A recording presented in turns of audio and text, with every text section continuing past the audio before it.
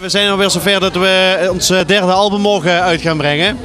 En ik moet er nog een aantal nummers van afmaken. Maar tweede kerstdag een compleet nieuw album van Johnny Slegers. Waarom heb je voor tweede kerstdag gekozen? Ja, het is altijd zoeken. Ik zit altijd een beetje rond september, oktober met nieuwe producten uit te brengen. En nou goed, in ieder geval 18 september staat als voorloper op het album een nieuwe single presentatie gepland. Dus ja, dan ben ik maar op tweede kerstdag uitgekomen. Veel mensen vrij, dus ik hou het altijd in mijn eigen woonplaats in Wielerhout. En ja, dat is gewoon bekend publiek, dus dat is altijd gegarandeerd een groot feest. Je zei het al, 18 september komt die single eruit als voorloper van het album. Hoe gaat die heten? L'amour toujours. We hebben een keer een Nederlandstalig nummer met wat Franse invloeden hebben we ervoor gekozen. En daarvoor zijn we naar Parijs afgereisd om ook de clip te maken. Ja, heel erg leuk. Een hele gezellige meezinger.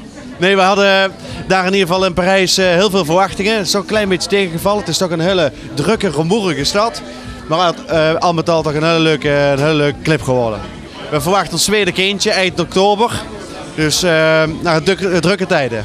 Maar wel heel leuk natuurlijk. Het staat al voor de deur in oktober, dus je weet al wat het gaat worden. Ja, zal ik het dan wel verklappen? Ja, het wordt een meisje. En is met je vrouw al bedacht hoe ze gaat heten? Ja, dat wel. Maar dat houden we liever even geheim. Ja, we hebben van heel veel verschillende mediums. Maar in ieder geval gewoon mijn eigen officiële website. www.johnnyslegers.nl. Je bent tegenwoordig ook te vinden op Hives, Fanhives dus. En op Google. Nou, dan moet het helemaal goed komen.